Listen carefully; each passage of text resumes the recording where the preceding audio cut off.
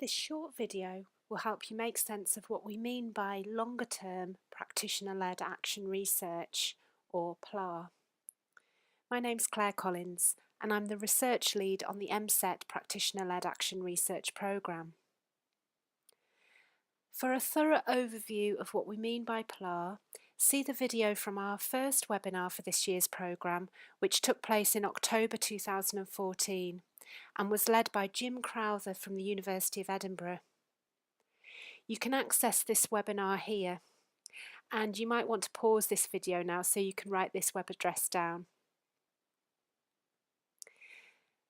Jim highlighted the fact that PLAR differs from other, perhaps more scientific forms of research because there is no critical requirement, for example, for objectivity, control groups, or reliable sample sizes.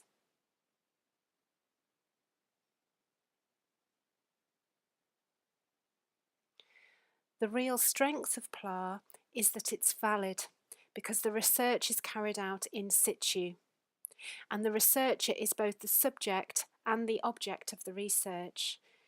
This means that real change can occur since the practitioner is both the researcher and the change agent.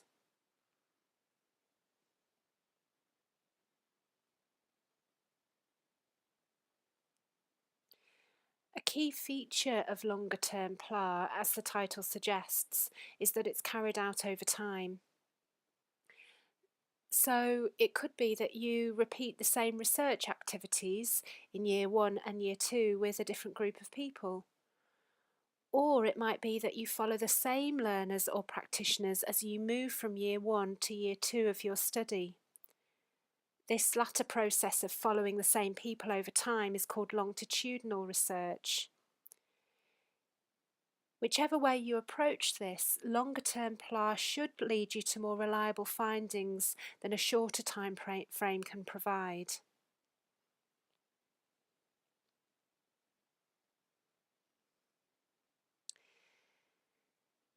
In order for you to compare data between 2 years of your practitioner-led research, it's necessary for you to think carefully about the data capture methods you're going to use. So if, for example, in year 1 you used a questionnaire, you will need to either use the same questionnaire again or at least have some of the same questions in a new one so that you can compare one set of data with another. If you carried out focus groups with learners or colleagues in year 1, you'd need to use the same questions or some of the same questions in focus group activities in year 2 so that again you can make data comparisons.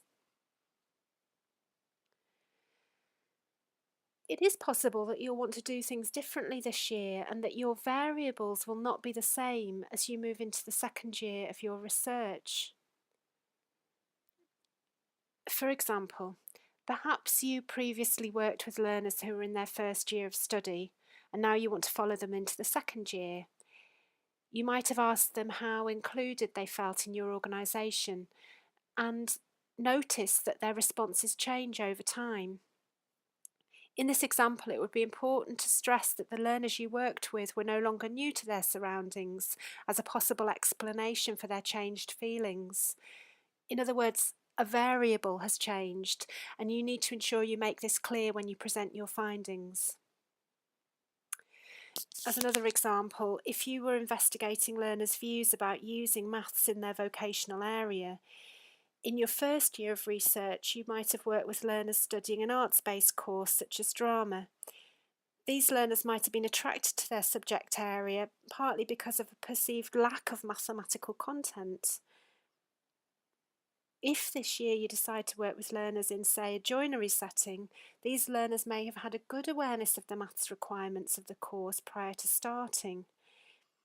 In this case, you can still compare learners' views towards maths in their vocational studies from year 1 to year 2, but it's critical that you draw attention to any pre-course perceptions learners may have had so that others can make sense of the data you're comparing. Your year 2 research may reinforce what you learned in year 1, or it may throw your year 1 findings into question. Either way, it should give you more confidence to make recommendations, as you'll have more evidence on which you can draw. You're also going to learn a lot about the process of undertaking research, what type of questions provide you with rich data, what methods consistently work well with the research participants you've engaged with. This is a process of double loop learning, and it's something we'd like to ask you more about at the end of your projects.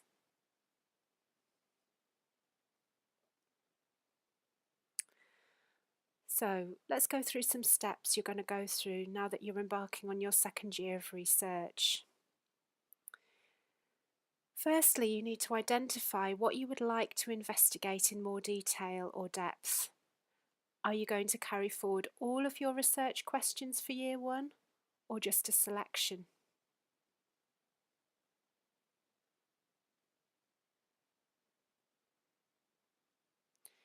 Secondly, you need to think about what variables are going to be the same this year and what will be different. Make sure you keep a clear note of them so you can return to them when you're analysing your data at the end of this project.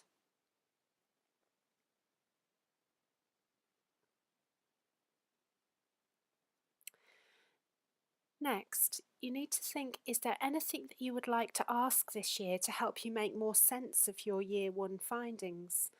For example, if we take the maths example above, you might have asked learners in year one how they felt about studying maths as part of their drama course, and maybe learners said they struggled to see the relevance. This year, perhaps you would like to ask them whether they study maths in the context of drama or if it's decontextualised. Whilst you can't draw comparisons in this sense between year one and year two, you could add to your year one findings by having delved deeper into the question you asked originally.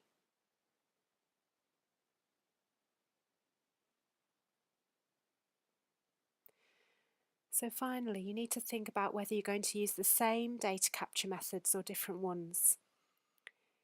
If they're going to differ, for example, in year one you used a written questionnaire and in year two you'd like to use small focus groups, what will you need to be aware of when you analyse your data? For example, is it the case that people will view their opinions in the same way on paper as they do in person?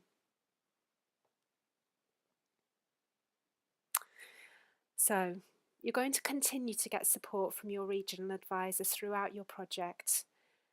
But to help you think about the longer term aspects of your work, you'll also get some extra help from me. I'll be in touch soon so we can arrange to discuss your project and talk about your data capture and analysis methods. I look forward to working with you.